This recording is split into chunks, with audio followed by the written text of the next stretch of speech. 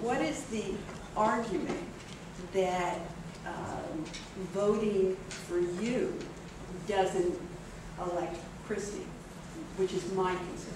I could probably find a Republican who'll stand at that mic and ask me why a vote for me isn't a vote for Jon Corzine. Except that Christie's leading. Well, it doesn't matter. It Yeah. still happens. I get it all the time. I'm not looking at the issue of who I take votes from. I'm looking at what votes I can earn. And in my view, there's a number of reasons why. First, and I got asked this earlier, and I really didn't answer the question earlier. I remember, Ben, you raised it. Can an independent govern? I'll get to that in a minute. But first, I think it's about time that people in the state voted for somebody rather than against somebody. And right now,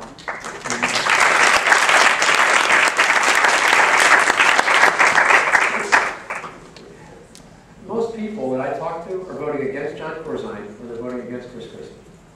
I meet very few people who say they're voting for the person because they really believe in them. I've had Republicans who hinted that I should get out of the race, and I say to them, let me ask you a question.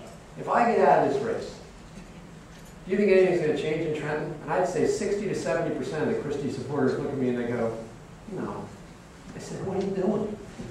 So at some point, people have to take the leap of faith, if you will, that the two parties aren't the only way to solve something.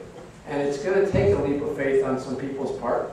It's going to take my convincing people that my message is a message that's real, and I recognize that. And some of that, frankly, is a function of raising money. It's an interesting game when you're running for an independent. You need money to get your message out, but you got to get your message out to raise the money. So it's this catch-22 or chicken and egg story. And so I keep working at that. But I would tell you this, that the message we send when I win this election is going to be a message that we're tired of politics as usual. We want answers to questions. We want to do the right thing. And I believe that between the following factors, when you add it all up, I have a good shot at this. One is we have a very unpopular governor. We have a Republican candidate who is a one-issue candidate with no state experience and no experience bringing people together to solve any problems. We have an internet that allows you to bypass the gatekeeping process of government. We have independent registration in New Jersey that favors me enormously. The number of registered voters in New Jersey is around 5.3 million, give and take some.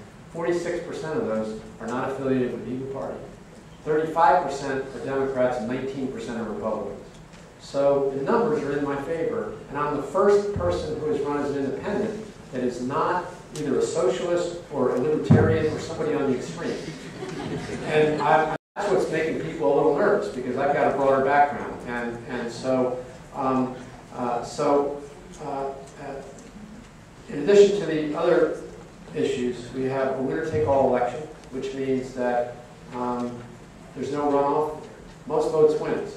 Now, if all the other independent candidates get about 4% of the vote, and 96% left, 32, 33% can win this if I make it tight. And right now, in another poll that came out today, I'm at 13. So I'm moving up. And so what we can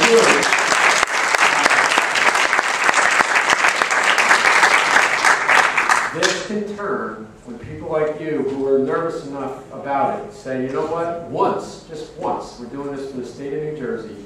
This isn't about Jon Corzine, it's not about Chris Christie. This is about New Jersey. And if we do this right, we will win. And then the question is, can you govern? And all I can say is, do they govern today? Either party govern today? The Democrats can't get it together. They have control of both houses and the governorship. And when the Republicans are in and the Democrats are in, it's split. If it's a Democratic idea, the Republicans hate it. And if it's a Republican idea, the Democrats hate it. And the best example of that is Barack Obama. You can hate Barack Obama. It doesn't matter what you think about Barack Obama. He ran a brilliant campaign. He had a great message. He got into office, and what happened within 3 weeks? The Republicans and Democrats were at each other's throats. He'd be better in many respects as a president, I think, if he was able to govern as an independent, but he can't because he's tied to the party, he's tied to the ideology, and so on.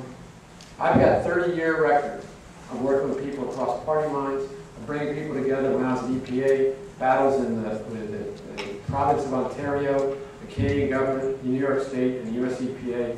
I figured out how to bring those 40 parties together to reduce toxics in the Niagara River by 50%.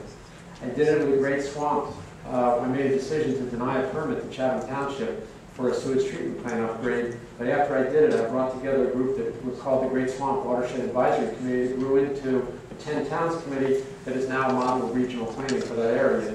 And they got it done that they needed to get done. I've done this time and time again. I know how to do it, but I need people to take the leap of faith, if you will, and to say, you know what, it's not happening now, and it makes no difference if either one of those two wins. It's not going to change. And mark my words, if Chris Christie wins this election, it won't change. Because he can't work with the Democrats, hasn't any demonstrability, and they're not going to let him work with them because they don't like him. And so they're going to start the same old game all over again. We have to get past it. So I don't have a magic formula for you other than I keep telling people, the way I've said it to people is I said, look, if you believe in what I'm doing, first of all, if I raise the money, I definitely believe I will win this election because, and I believe the polls aren't quite accurate.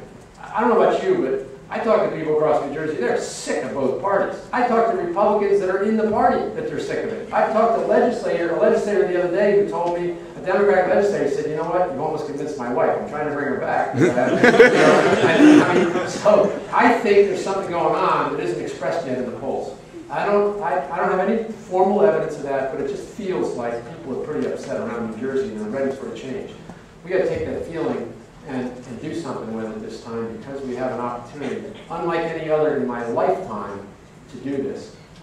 Many of you who are my age or older, when have we ever had a chance to make the changes in government and to reorganize and reshape and rethink what we're doing than today? Nothing better. So I guess I'd say to you, and I say to a lot of people, if you believe in this, invest $100 in my campaign, because if I can find 30,000 people to do that, which is, it sounds like a lot, but there's 8.5 million people in New Jersey. And I know there's 30,000 who are angry.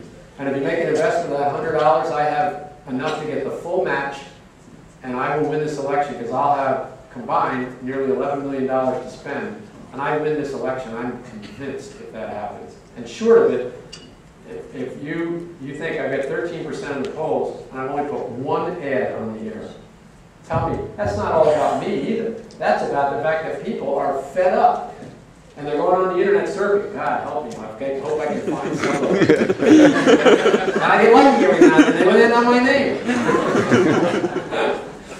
Anyway, it's a long-winded answer to your question, but I honestly believe it's possible to do it. And I want to earn your vote, and I want you to demand of Chris Christie and Jon Corzine that they earn your vote if you're going to vote for them. Because I don't think they're doing that right now. I think they're trying to slide through this game and get in there without having to do a whole lot and without talking about the issues.